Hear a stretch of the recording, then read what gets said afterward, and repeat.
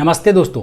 2-3 दिन पहले दिल्ली के ओल्ड राजेंद्र नगर में जो दर्दनाक हादसा हुआ था, एक कोचिंग संस्थान के बेसमेंट की लाइब्रेरी में जब पानी भर गया था जिससे 3 छात्रों की दर्दनाक मौत हो गई थी, उस पर बहुत सारे प्रोटेस्ट हुए, बहुत सारे लोगों ने बहुत कुछ कहा और फाइनली दिल्ली पुलिस ने सबसे बड़े मुजरिम को, जो उसका सबसे बड़ा आरोपी हो सकता था, उसको अरेस्ट कर लिया है। उसको अरेस्ट करने में कामयाबी पा ली है और 14 दिन की न्यायिक हिरासत में जेल भेज दिया है।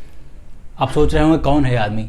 कहीं एमसीडी ऑफिस से तो नहीं है, कोई एलजी के ऑफिस से तो नहीं है, आम आदमी पार्टी की सरकार से या बीजेपी सरकार से या एमसीडी से या मेयर के यहाँ से तो कोई नहीं है ना। जो आदमी उस रोड पर जा रहा था जो बेसमेंट के जस्ट बगल में थी, जिसकी गाड़ी चलने की वजह से पानी में वेव्स बनी और वो पानी बेसमेंट के अंदर आ गया, उस गाड़ी के ड्राइवर को दबोच लिया है पुलिस ने। ये ऐसी उपलब्धि है जिसके लिए तत्काल गोल्ड मेडल जारी कर दिए जाने चाहिए और हो सकता है कि इसके बाद वो रोड बनाने वाले कॉन्ट्रैक्टर को या मजदूरों को भी अरेस्ट कर लिया जाए। ये भी हो सकता है कि उस रोड के किनारे गोलगप्पे का ठेला लगाने वाले को भी अरेस्ट कर लिया जाए, क्योंकि वो वहाँ पर पत्तल वत्तल फेंक रहा होगा। या हो सकता है कि कल को इससे भी आगे बात बढ़ जाए तो उन पेरेंट्स को ही गिरफ्तार कर लिया जाए जो कि अपने बच्चों को यहाँ यूपीएससी का एग्ज़ाम देने लायक बनाने के लिए भेजते हैं। भाई उनकी भी तो गलती है, बच्चे पैदा करके छोड़ देते हैं कि जाओ दिल्ली में भीड़ लगाओ और वहाँ जाके एग्ज़ाम की तैयारी करो। ऐसा नहीं है कि इलीगल जगहों पर कोचिंग चलाने वालों के ऊपर कार्रवाई नहीं हुई, सख्ती नहीं की गई। वहाँ बेसमेंट में जो लोग क्लासेस चलाते थे, उसमें दृष्टि आईएएस, राव आईएएस वाली में तो पानी भर गया, उसमें सील करो ना करो सब बराबर है, और भी कुछ एक जगहों पर कार्रवाई हुई है। लेकिन दिलचस्प बात यह है कि जो छात्रों का गुस्सा है, शिकायतें न सुनने वाले अधिकारियों के ऊपर है, सरकारों के ऊपर है, लेकिन उन लोगों के ऊपर भी है जो कोचिंग संस्थान चलाते हैं, छात्रों के बहुत हितैषी भी होते हैं और बढ़िया बढ़िया बातें भी करते हैं वीडियोज़ में, अपनी क्लासेस में, लेकिन इतने खतरनाक मुद्दे पर एकदम से चुप्पी साधे हुए हैं। और अब इतना टाइम बीत चुका है कि अब अगर ये बोलेंगे भी तो वो डैमेज कंट्रोल से ज़्यादा कुछ नहीं होगा। छात्र लोग वहाँ ढूंढ रहे हैं कि विकास देवीकीर्ति सर कहाँ हैं, अवध ओझा सर कहाँ हैं, खान सर कहाँ हैं, और इस तरह कई सारे सर जो सेलिब्रिटी का दर्जा पा चुके हैं, जिनको देख के हमको भी बहुत ज़्यादा खुशी होती थी पहले कि अपने देश में सेलिब्रिटी सिर्फ एक्टर्स होते थे या एथलीट्स होते थे, लेकिन टीचर्स को पहली बार जनता ने इतना अपने सिर पे बिठाया, उनकी बातों को इतना गौर से सुना कि वो भी वायरल होती हैं, उनकी बातें भी वायरल होती हैं।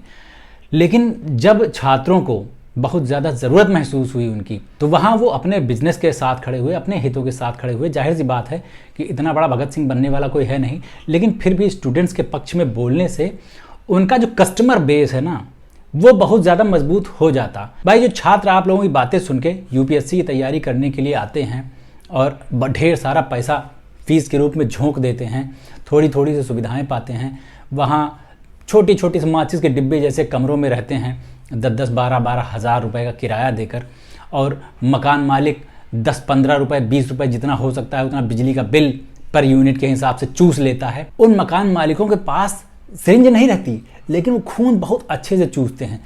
जिन दड़बों में स्टूडेंट्स वहाँ रहते हैं उनकी हालत बहुत ही ज़्यादा ख़राब है, मतलब जानवर बांधे जाए ऐसे पिंजरों में रहते हैं, और उन पर अभी तक किसी की नज़र नहीं गई। जब इतना बड़ा हादसा हो गया तो न्यूज़ चैनल्स वाले भी वहाँ पहुँचे, अब रिपोर्टिंग कर रहे हैं कि देखो इस हालत में स्टूडेंट्स यहाँ रह के तैयारी कर रहे हैं। लेकिन एक और बड़ा सवाल है कि ऐसी जगहों पर तैयारी करके निकले हुए लोग जब IAS, PCS, IFS और फलाना ठिकाना बनते हैं, बड़ी बड़ी लाल बत्ती गाड़ियों में घूमते हैं, तो वो क्यों भूल जाते हैं इन लोगों को, इन स्थितियों को, और वो यहाँ लौट के क्यों नहीं आते उन स्टूडेंट्स की ज़िंदगी को सुधारने के लिए जो वहाँ मकान मालिक और कोचिंग संचालक खून चूस रहे हैं इन स्टूडेंट्स का, उनकी हालत सुधारने के लिए कोई पहल क्यों नहीं करता है? यही लोग जब IAS में चयन हो जाता है तो फटाक से किसी कोचिंग संस्थान के हाथों बिक जाते हैं और उसके बाद फिर उसकी पोस्टर पे फोटो आ जाती है इनकी, लेकिन वो कभी भी पलटकर उन स्टूडेंट्स का दर्द साझा करने के लिए नहीं आते हैं। बाहर रहेंगे, बढ़िया बढ़िया रील बनाएंगे, बहुत बढ़िया बढ़िया मोटिवेशन देंगे, जोश टॉक से लेकर टेड टॉक पर आके ज्ञान झाड़ेंगे, लेकिन जिस स्थिति से निकल के वो IAS बने हैं उस स्थिति से किसी और को नहीं निकालना चाहते। ये सबसे बड़ा सवाल है कि आखिर ऐसा लोग क्यों करते हैं? कहीं ऐसा तो नहीं कि बेचारे इतने कमज़ोर दिल वाले होते हैं कि इस गटर से निकलने के बाद इधर वापस मुड़ के देखने की भी उनकी हिम्मत नहीं पड़ती कि अगर उधर जाएंगे हम देखने तो हमको पुराने दिन याद आ जाएंगे, झुरझुरी दौड़ जाएगी, कपकपी आ जाएगी, रोंगटे खड़े हो जाएंगे। ऐसा भी हो सकता है। तो इस दर्दनाक हादसे से, इस पूरी कहानी से 2-3 बातें एकदम क्लियर हो जानी चाहिए स्टूडेंट्स के मन में, पब्लिक के मन में, कि पहली चीज़ कि आपकी जान की हिफाजत आपके खुद के ज़िम्मे है। उसकी ज़िम्मेदार ना तो सरकार है, ना सिस्टम है, ना मेयर लोग हैं, ना कोई और है, कोई भी नहीं है।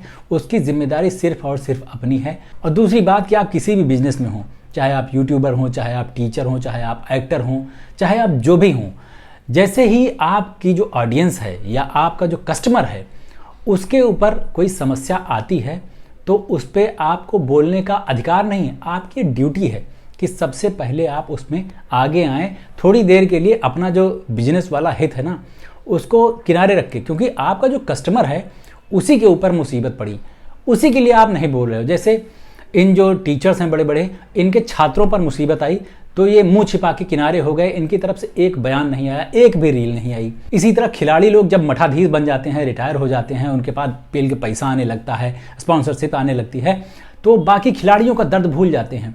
पिछले साल महिला पहलवान बैठी वहाँ पर धरना दे रही थी, लेकिन उनके लिए कितने खिलाड़ियों ने आवाज़ उठाई, मुट्ठी भर।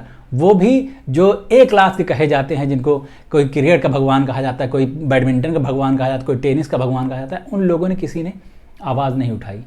उसी तरह जो एक्टर्स होते हैं या बाकी जितने भी तरह के सेलिब्रिटीज़ ले लो, सोशल मीडिया इन्फ्लुएंसर्स ले लो, उनको किसी को भी इस सब चीज़ की पड़ी नहीं है। ऐसा लगता है किसी हादसे पर बोलने की ज़रूरत ही नहीं महसूस करते हैं। उनके लिए बिग बॉस में कौन आगे चल रहा है, किसको ज़्यादा वोटिंग करानी है, इसके पीछे बेचारे परेशान होते हैं। तो जब आपको इस देश की पब्लिक का, इस देश की जो आपकी ऑडियंस है उसका कोई ख्याल नहीं है, तो ये लोग आपका कब तक ख्याल करेंगे? कभी तो उनका ज़मीर जागेगा, कभी तो उनकी आँख खुलेगी, तब वैसे ही धक्के मारकर आपको किनारे कर देंगे अपनी लाइफ से।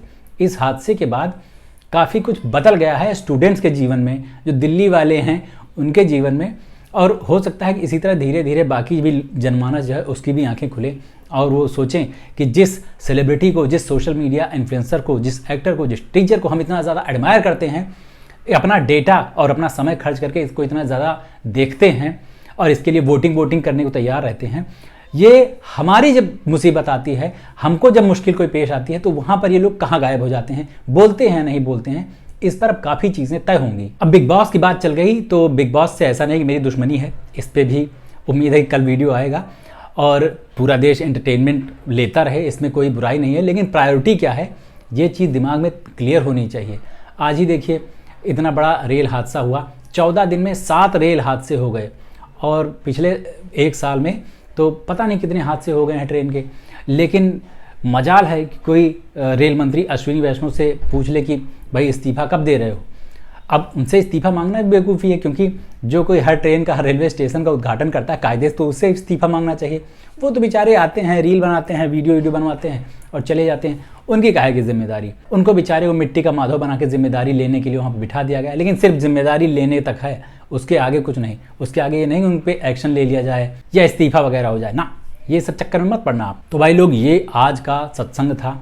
उम्मीद है कि आप लोगों के विचार मेरे विचारों से थोड़े बहुत मिले होंगे, और जहाँ नहीं मिले हैं वो नीचे कमेंट लिख के बता दीजिएगा। मैंने बताया पहले भी कि कमेंट्स पढ़ता हूँ आप सबके, और यथासंभव लाइक भी करता हूँ, रिप्लाई भी करता हूँ, और मज़ा आता है आप लोगों की समझ को देख के कि भाई मुझे जानने वाले, मुझे समझने वाले लोग भी इसी देश में मौजूद हैं। बहुत अच्छा लगता है। और लास्ट में चलते चलते एक अपील कि मेरा चैनल अगर सब्सक्राइब नहीं किया है तो उसको कर लीजिए। अभी चलते हैं, लौट के मिलते हैं। नमस्ते।